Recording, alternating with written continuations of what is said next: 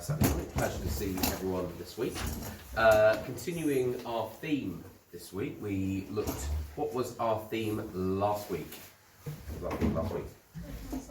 Growth mindset, absolutely. Now, part of the growth mindset means what, Seth?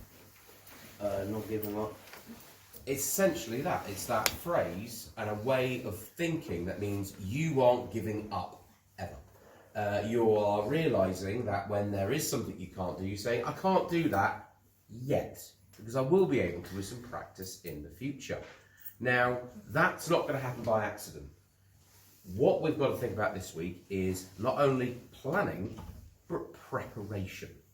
Now, planning. Why might planning be essential if we're going to improve ourselves in any way we are looking for? Why is planning essential? Go on, Steve. Planning is like you think before you do it, and then after that, when you know what to do, you can do it after you plan. Absolutely. It's coming up with a list of things that you've got to do. If you're going to achieve this, here's how I'm going to get there. It's all and well good knowing what your goal is, but if you don't know how to get there, it becomes very difficult. If you're going to go up to Bradford, you need to know exactly where all the different roads are. If you don't, you're never going to get there. All well and good knowing what the goal is, but if you don't know your route, you're stuck. Case in point, I'm going to talk sports for a minute. Has anyone heard of Kipchoge? Anyone know who the Kipchoge is? Anyone watch the marathons at the Olympics, Commonwealth Games? Who do you think he might be? Marathon. What's that you said? Marathon. Not quite. He is the current world Olympic champion of the marathon race. He is able to complete a marathon that's 26.2 miles. That's nearly the stretch from one end of Reading to the other on foot in around about 2 hours. Which, considering most people, that I went up to see the London Marathon, a family member of mine was doing it earlier this year, and they completed it in around about 5 to 6 hours. And you know, they are someone who has actually done a lot of preparation for that. To do a marathon, 26 miles in around 2 hours, well, that's a phenomenal achievement. Phenomenal. But he's not got there by accident. This weekend, or somewhere over the next 10 days, he's going to attempt an even more phenomenal achievement in trying to be the first person on the earth to do a marathon in under 2 hours. Now, in terms of planning, there's a lot here to do. It won't count as an official world record. They just want to see if someone physically on the best possible day could do it. And that takes a lot of planning. So there's a whole team around this runner to help him achieve this. Someone has to plan out exactly what he eats and what he drinks throughout the race. There have to be other runners that are going to run in front of him in like a V-shape. You know how like birds fly in a V-shape in the sky? They're going to run in front of him to make sure the wind resistance doesn't hit him so he can keep going. And they're going to rotate in and out whilst Kipchoge keeps going. They are trying to keep pace of around about 15 minutes a kilometre.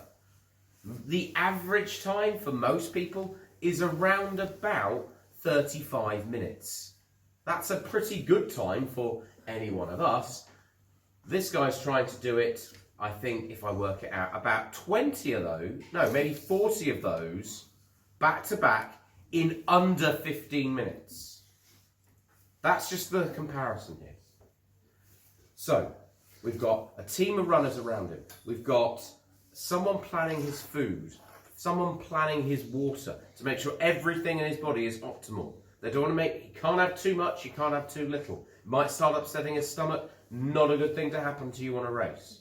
There's a car behind him and a medical team all the way behind him keeping track. There'll be a big clock right behind him making sure they know, is he on target, is he on time? Chasing down this sub 2 hour time. Just to give you an idea of how fine this line is. They did this attempt last year and his time was 2 hours and 25 seconds. 2 hours and 25, I think in Mozza. I can't remember where they're doing it this year, but they've moved it somewhere else because the conditions weren't perfect enough. We're talking a rainy day like this, if it happens unexpectedly, is going to throw it off. There's only so much you can do. Whether he's able to achieve it or not, we will have to see. We have made a plan. Can we put the chair down, please? Thank you. No matter how much you plan, and making a plan to achieve your goal is the absolutely right thing to be doing. Making that goal achievable is another thing. When you plan out what you're trying to do, you need to be considering, where am I going? Can I do it? We'll be starting to look at back to SMART targets in a few weeks' time, because part of planning and ensuring we are preparing ourselves for the future is just that. Knowing exactly what we're doing and where we're going is going to help us achieve the very best for ourselves. Now, I'm not going to expect any of you in here to be a sub 2 hour marathon runner. That has taken years and years of dedication and planning to make that achievable. It takes a lot of preparation and being ready. Now, there are some factors that you can't control, but there's a lot that's in your control. In terms of preparing, what might a runner have to be thinking about if they themselves are going to be preparing for this race? Go for it. Also, do you know the fact that the first person who ever ran a marathon was a person who lived in ancient Greece called Phoebe? Really? Fantastic. I didn't know that. That's a very interesting fact then. Thank you for sharing that. But yeah, it's steeped in history, the marathon. Where was I going next? So, preparation. What are we going to have to do for a marathon runner to prepare for a successful race, whether or not they're going for a crazy time or not? What might they have to be thinking about? Go on, Zé. It's health. They've got to think about their health. What part of their health might they be? Like the diet. Right, diet. Super important. Marathon runners, they've got to fill up on pastas and lots of carbohydrates to give them energy before their big race. Absolutely. Any other suggestions what a runner might have to be thinking about in preparation? Just to do some training. Oh, lots of training. You can't just go out and run a marathon. You've got to build your strength up. You've got to prepare your body for possibly one of the most harsh things you'll ever do to it when you run a marathon. It is a grueling challenge. It's achievable. And it doesn't matter if you're running or walking. That distance is going to have a toll on you as a physical person at the end. And you've got to make sure you're fit enough, you've prepared, you've built yourself up to be able to get there. Absolutely. Without preparation, no one can achieve. Think about it in school. If you don't prepare your bag the night before, you forget your books. Can you learn if you forget your books? No. Can you learn if you've forgotten your pencil cases and all your equipment? No. It's a very simple idea, but that preparation is key for you to succeed. The preparation those marathon runners have to go through is absolutely essential if they're going to get the result that they want. And it doesn't happen by accident. Planning and preparation takes a lot of your time. But if you want to achieve, you have got to start putting some time aside.